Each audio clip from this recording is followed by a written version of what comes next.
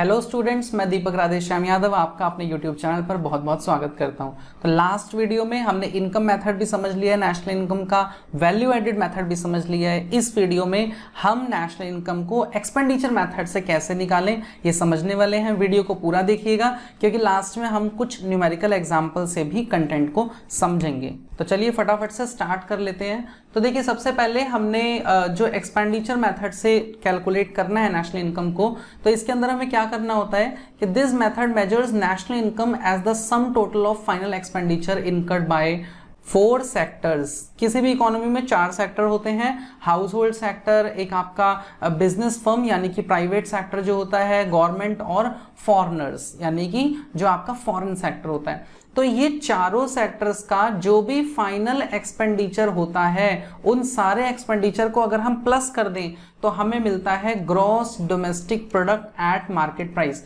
यानी कि जब भी हम एक्सपेंडिचर मेथड को यूज कर कर इसके कंपोनेंट्स को प्लस करेंगे तो हमारे पास क्या आएगा, जीडीपी एमपी आएगा। अब कौन कौन से ऐसी चीजें हैं जिन्हें हमें प्लस करना है, तो यही बताया गया कि इन चारों के फाइनल एक्सपेंडिचर्स को प्लस करना है। नीचे मैंने कंपोनेंट्स को भी ले लिया है। तो सबसे पहले हमने क्या बोला, हाउस होल्ड्स का, ठीक है। तो हाउस होल्ड क्या करते हैं, प्राइवेट फाइनल कंजम्पशन एक्सपेंडिचर, मतलब कि जो प्राइवेट फाइनल कंजम्पशन एक्सपेंडिचर है उसमें जो हाउस होल्ड अपना पूरा का पूरा खर्चा करते हैं वो इंक्लूड हो गया।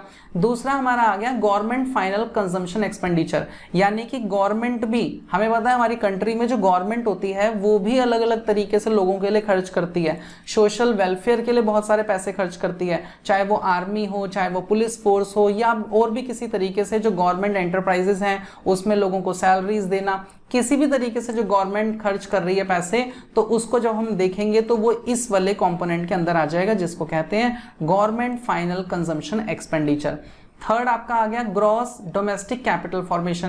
कैपिटल फॉर्मेशन मतलब ये रिलेटेड है आपका इन्वेस्टमेंट से, यानी कि जो बिजनेस फर्म्स हैं वो आपकी इन्वेस्टमेंट करती हैं, तो उसका जो एक्सपेंडिचर है वो सारा किस में आ जाएगा, ग्रॉस डोमेस्टिक कैपिटल फॉर्मेशन में। और लास्ट जो फॉरेन सेक्टर है उसमें आप ऐड कर लोगे नेट एक्सपोर्ट्स को, ठीक है। तो ये 4 मेजर सेक्टर्स हो गए। कभी कभी न्यूमेरिकल्स में आपको gross domestic capital formation directly नहीं दिया होता, तो आपको क्या देखना है कि आपको ग्रॉस फिक्स्ड कैपिटल फॉर्मेशन दिया होगा।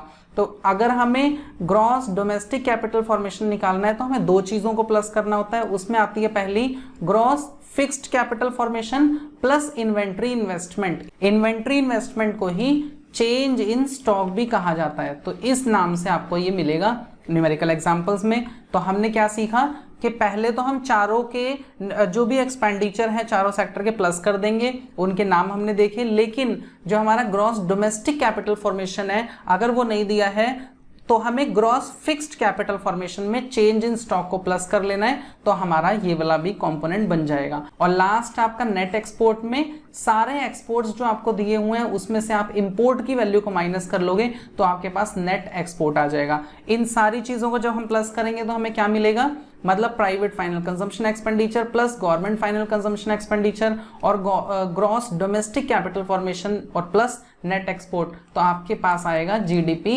एमपी। इसके बाद अगर क्वेश्चन में किसी भी और दूसरे एग्रीगेट में बोला है तो हम अपना कन्वर्ट कर लेंगे, वो हमने समझा ही है, न्यूमेरिकल एग्जांपल में हम देख भी लेंगे। तो न्यूमेरिकल एग्जांपल समझने से पहले कुछ इसके प्रिकॉशंस हैं। प्रिकॉशंस का मतलब यही है कि एक्सपेंडिचर मेथड को यूज करने के लिए कौन सी चीजें आपको ध्यान में रखनी है, ठीक है। तो इसमें फर्स्ट आता है आपका expenditure on intermediate goods will not be included. Intermediate good पर किया गया खर्चा इंक्लूड नहीं किया जाता, सिर्फ फाइनल एक्सपेंडिचर को ही इंक्लूड किया जाता है। दूसरी बात, transfer payments are not included. जो वन साइडेड पेमेंट्स होती हैं वो इंक्लूड नहीं की जाती, क्योंकि जो ट्रांसफर किया जाता है पैसा वो किसी भी तरीके से प्रोडक्टिव एक्टिविटी में नहीं लग रहा। हमें तो यहाँ पे प्रोडक्टिव एक्टिविटी का ही सम करना है ना नेशनल इनकम में, तो इसको भी हम नहीं लेंगे। थर्ड आपका आ जाता है सेकंड हैंड गुड्स पर परचेज में किया गया कोई खर्चा भी आपका नेशनल इनकम में इंक्लूड नहीं होगा।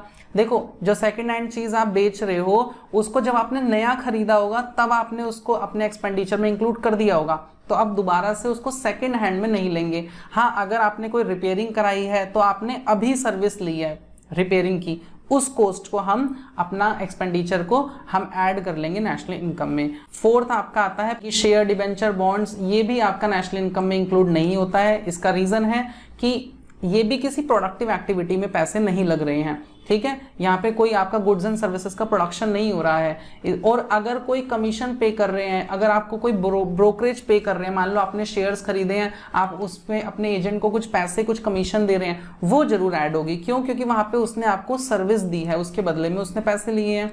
ठीक है, फिर आपका जो 5th पॉइंट है वो expenditure on own account production. अपने ओन अकाउंट प्रोडक्शन पे किया गया एक्सपेंडिचर इंक्लूड होता है, जैसा कि आपने खुद के लिए ही सेल्फ कंजम्पशन के लिए कोई प्रोडक्शन किया, उस पर कुछ एक्सपेंडिचर हुआ, वो ऐड होगा। Imputed value of owner occupied house, अपने ही घर में आप कुछ काम कर रहे हैं, उसका रेंट आप इंक्लूड करोगे, वो भी एक्सपेंडिचर इंक्लूड हो जाएगा।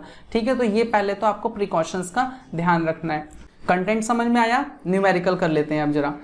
आपको जीडीपी एमपी निकालना है और हमें पता भी है कि हम कंपोनेंट को प्लस करते हैं जब एक्सपेंडिचर मेथड से, तो हमारा जीडीपी एमपी ही निकलता है। ठीक है, तो कौन कौन से कंपोनेंट है पहले हम उसको लिख लेंगे। तो हमारा है private final consumption expenditure plus government final consumption expenditure plus gross domestic capital formation हमें चाहिए होता है, और लास्ट हमारा चाहिए होता है हमें नेट एक्सपोर्ट्स। ठीक है, ये 4 चाहिए होते हैं। तो आप फुल फॉर्म लिख लोगे, मैंने शॉर्ट में आपको लिख दिया है। तो private final consumption expenditure exactly आपको दिया हुआ है 1200 plus government final consumption expenditure, ये भी आपको 200 रुपए दिया हुआ है। अब देखो, ग्रॉस डोमेस्टिक कैपिटल फॉर्मेशन चाहिए, मैंने वही बताया था, क्वेश्चन में वो नहीं दिया, पर क्या दिया हुआ है? Gross fixed capital formation. तो हम ग्रॉस फिक्स्ड कैपिटल फॉर्मेशन में क्या ऐड कर देंगे? Change in stock. ठीक है, चेंज इन स्टॉक हमें यहाँ पे दिया हुआ है, इन दोनों चीजों को भी हम ऐड कर देंगे। और नेट एक्सपोर्ट्स में हमने कहा था कि एक्सपोर्ट्स माइनस इंपोर्ट्स कर लेंगे, तो ये आ गया आपका 600 माइनस 500। तो इन चीजों को प्लस कर लेते हैं, ये आपका आ गया 1400 और यहाँ से एक 1500, ये आपकी सारी चीजें प्लस हो गई हैं।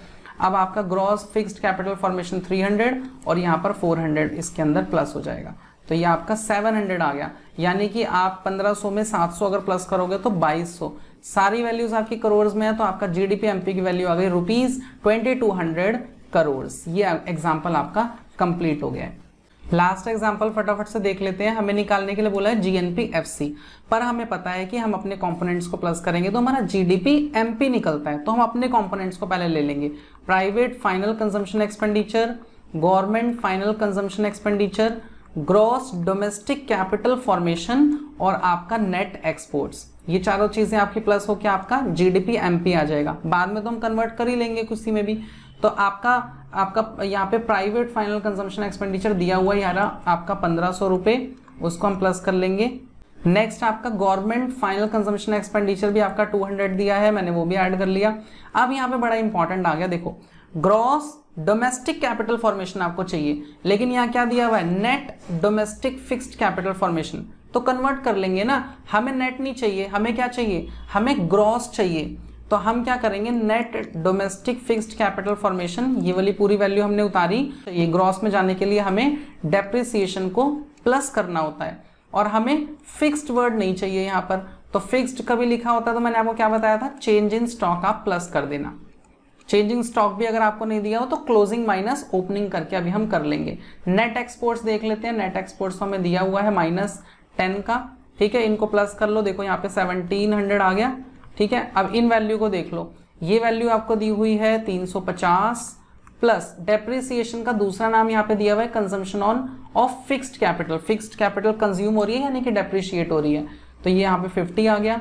और चेंज इन स्टॉक अगेन नहीं दिया तो क्लोजिंग माइनस ओपनिंग कर लेंगे, तो 100 माइनस 60 यहाँ पर आ जाएगा। 100 में से 60 चले जाएंगे तो आपका 40 यहाँ पे बच जाएगा। लास्ट में -10 आपका बचा ही हुआ है, तो ये आ गया आपका 1700, ये 400, तो आपका ये 2100 हो गया। 2100 और ये 30 आपका ऐड हो जाएगा। मतलब आप किसी भी तरीके से जैसे आप ऐड कर पाओ वो आप कर लेना। तो मेरा यहाँ पर ₹2130 करोड़ आपका GDP-MP निकल गया है।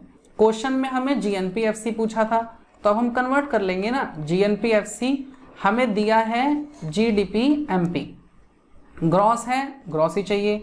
डोमेस्टिक दिया हुआ है, हमें नेशनल पर जाना है, तो हम अपना NFIA net factor income from abroad को प्लस कर लेंगे, ठीक है। हमें MP दिया है, हमें FC निकालना है, तो MP में NIT इंक्लूड होता है। अगर आपको FC पे जाना है तो NIT को माइनस करना होगा। NIT की full form net indirect taxes. तो ये वाली वैल्यू आपकी 2130 आई है। आपका net factor income from abroad देखो कहीं दिया होगा आपका, ये रहा net factor income from abroad -30। तो ये -30 हो गया। नेट इंडायरेक्ट टैक्सेस भी आपको दिए हुए हैं 40, तो ये माइनस हो जाएंगे, तो माइनस माइनस ये वैल्यूज प्लस हो गई, तो ये 70 आ गया, तो 70 आप इसमें से माइनस कर दो तो आपका आ जाएगा ₹2060 करोड़। तो इस तरीके से हमने न्यूमेरिकल एग्जाम्पल भी कर लिए हैं। आई होप आपने अच्छे से समझा होगा। वीडियो समझ आ रही है तो चैनल को सब्सक्राइब, बेल आइकन को जरूर से प्रेस कर लीजिएगा। नेक्स्ट वीडियो में मिलते हैं, तब तक के लिए टेक केयर, गुड बाय।